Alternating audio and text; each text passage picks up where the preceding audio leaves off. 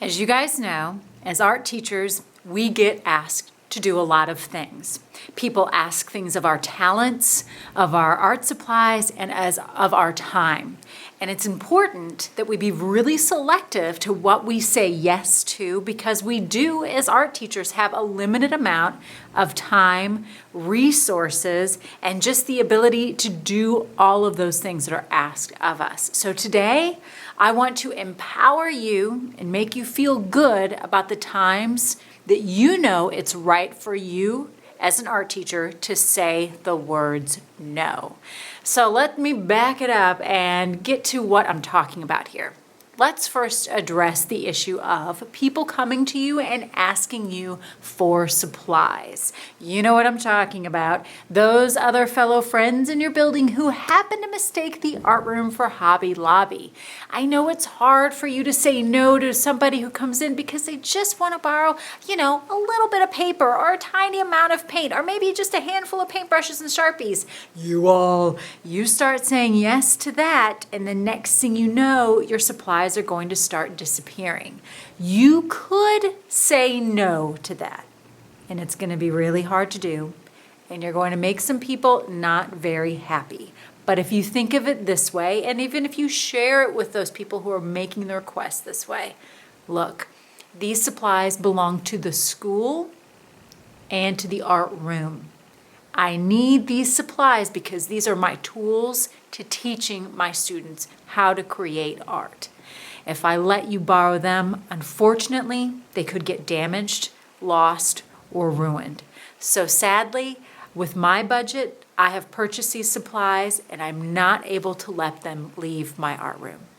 Now, if that sounds harsh to you, then perhaps another alternative would be this.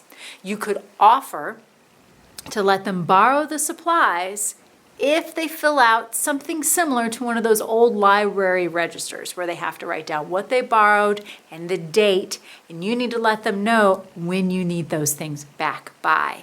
But even doing that can be an open door to having more people borrow things, and I guarantee you're going to end up with some supplies that end up missing and possibly damaged or ruined. If you just keep in mind that these are the tools that you need to educate your students, they can't leave your room. Saying no will make you feel a little bit better. So that's one thing you might want to consider saying no to. Another thing is your talents. I remember my first year teaching, for some reason it seemed everybody had it in their head that I was the in-house poster and graphic design maker. I made the mistake of saying yes to one sweet teacher who batted her eyes at me, and the next thing I knew, I was staying up till like 8 or 9 at night working on posters for a good amount of folks at the school.